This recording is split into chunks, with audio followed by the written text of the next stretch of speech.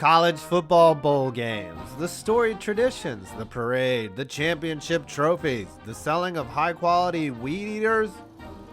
Yes, what was once the pinnacle of achievement in amateur football has become just another method of squeezing out a few more dollars from alumni and hawking some products you may have never heard of. Today we're going to examine the worst named bowls in college football history. Coming up!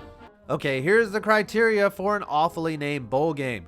Blatant lack of tie-in to the bowl itself, highest level of greed, tackiness, and crass, typically terrible games and teams involved, pure absurdity of the name, and lack of awareness or relevance for the sponsor. Let's get into this.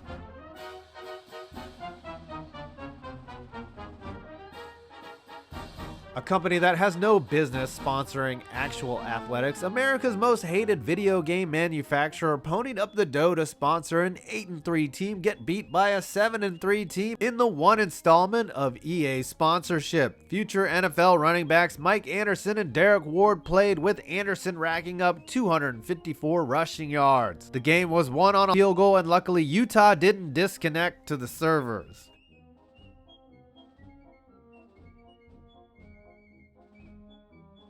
You're going to see the Independence Bowl a lot on this list, as the NCAA's version of a Kardashian in bowl form is willing to sell its naming rights to any bidder with a valid checkbook and a working video camera. Hosted in Louisiana for over 40 years, from 2008 to 2013, they allowed Advocare, a multi-level marketing company that sells energy drinks, to whore out the naming rights. Yes, water with questionable science behind it, sold by annoying pricks at the gym trying to increase their downline by recruiting you into their pyramid scheme. Sponsored college football. The most notable game in the Advocare era was when Georgia beat Texas A&M in 2009 in front of 49,000 people. And guys, there's a link in the description for how you can order energy drinks from me below.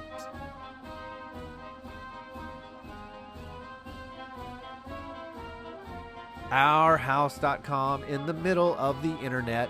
Back in the late 90s, you could pretty much get funding for any website with a park domain name, and after $40 million of seed money, OurHouse.com was launched, and they slapped their name on the Citrus Bowl, where a Plaxico Burress-led MSU squad beat the Florida Gators. I guess it wasn't the furniture-selling boom Our House was hoping for, as the dot-com bubble burst in 2000 like a whitehead on a teenager's face, and they were out of business less than a year later. Womp womp.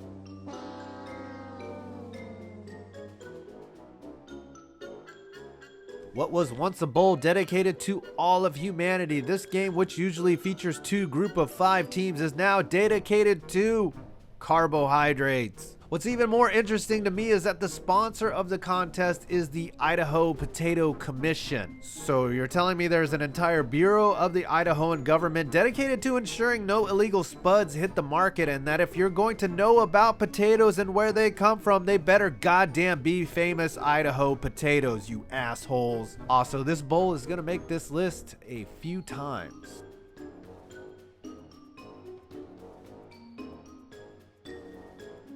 With a name that sounds more like a sex act than a bank, the BBVA Compass Bowl was held 4 years in the early 2010s and didn't once feature a ranked team.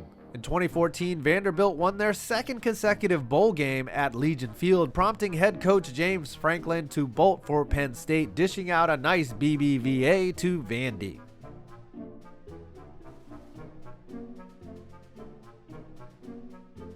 Before there were famous potatoes, there was a bowl in Idaho dedicated to tablet-based trucking solutions. Yes, the manufacturers of devices that reduce paperwork for truck drivers really must have had a great year hauling potatoes all over the vast expanses of the United States. So they decided that slapping their name on a bowl was the next natural step in expanding their empire. In the one game they sponsored, NIU shipped Fresno State out of town with a giant L.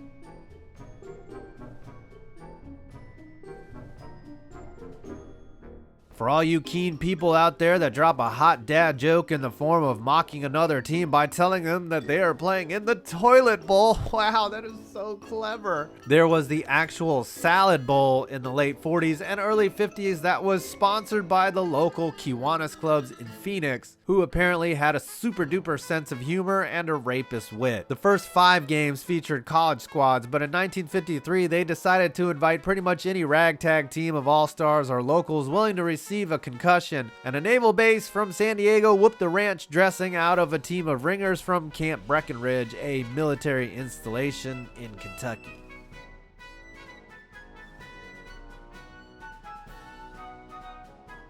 There has to be no better feeling as an old man to sit your grandson on your lap and tell him about your college football career and that storied time when you played your heart out in the TaxSlayer.com Bowl.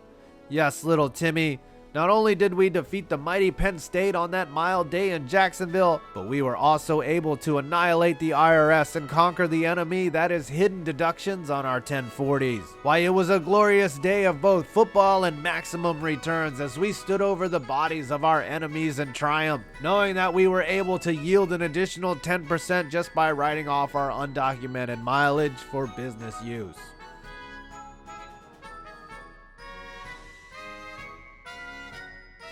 Let's take a guess as to what Crucial.com is selling. A. High-grade salvia. B. Long-life batteries. C. Emergency equipment. D. Computer backups and memory. If you guessed D, you are correct. And once again, we find ourselves in Idaho pimping out the Humanitarian Bowl to sell a few microchips and ensure you don't lose those pictures of your dog. Boise State won 3 out of the 4 Crucial.com bowls back when they used to stash them away from playing big programs. Now they just put them in the First Responder Bowl, then cancel it.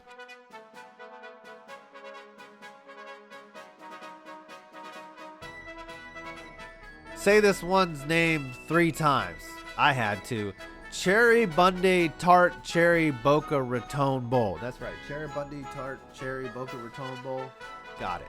Yes, that is the Absurdity. That is the name of the bowl they play in FAU Stadium, where FAU got to participate in basically an extra home game last year and whoop up on Akron in a self-gratifying jerk fest for Lane Kiffin. The previous sponsor of the bowl was outdoor clothing company Marmot. The translated name of that bowl is Ferret Ratmouth Bowl.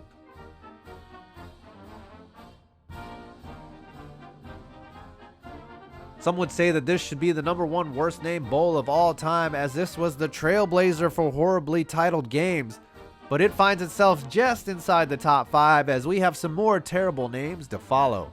But in the early 90s, while heavy metal was dying and the grunge scene was taking over, Poulan Weed Eater began to deliver absurd awareness of their grass-cutting products in our favorite venue, the Independence Bowl.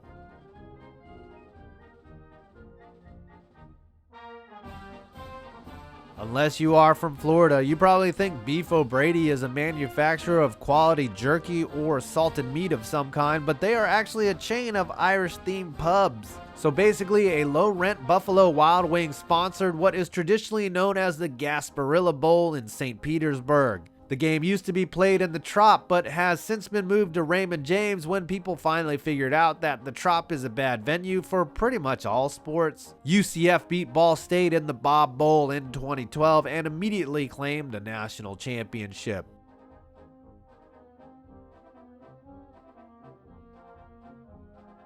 It's rare that absurd names creep into known New Year's Day bowls such as the Fiesta Bowl, but that's what happened in 2015 when Battle Frog, an obstacle racing series, sponsored the freaking Fiesta Bowl. Yeah, this was a memorable backing, as it might as well have been bought by Battletoads for whatever hefty price tag they paid. Have you ever even heard of the Battle Frog racing series? No, because like a bunch of other dumbass companies on this list, they filed for bankruptcy shortly after.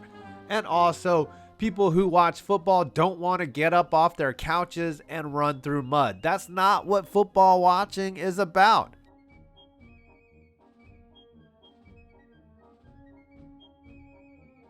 Just when you thought the Poulan Weed Eater Independence Bowl couldn't be topped, the bad boy mowers came to town and sliced a swath of grass as evenly and neatly as a highly engineered cutter of grass could possibly cut. Now, this is a sponsorship that makes sense because when you are getting yelled at by your spouse for sitting around and watching two 6-6 teams go at it in a mid-December bowl game where you took FIU plus the points, the best way to deflect that anger is to go out and buy you a riding mower and mow the grass in the most rebel way possible with a bad boy mower. You badass you. And the #1 worst named bowl of all time, and we won't even need to travel all that far.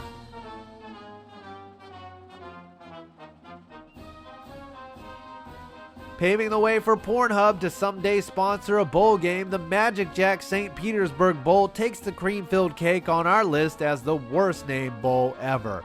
Okay, before you think this really was a porn site, magicJack was a voice-over IP technology that allowed you to use the internet to make phone calls. A great concept 10 years ago, but clearly nobody really put much thought into the name of their product, as I cannot imagine how anyone let magicJack get as far as they did without thinking, you know, it sounds like we make sex toys, right? And yes, someday Pornhub 100% is going to sponsor either the Independence Bowl, the Gasparilla Bowl, or the Humanitarian Bowl. Probably all three at once. They do know a lot about threesomes. Well, I hope you enjoyed this video. Do not forget to go to mybookie.com and use my code POINTS50 and start gambling on those hot New Year's Day bowls and the college football playoffs. I know I freaking am. And don't forget to like, comment, and subscribe, and check out my stadium critiques because you know me, I point and laugh at things.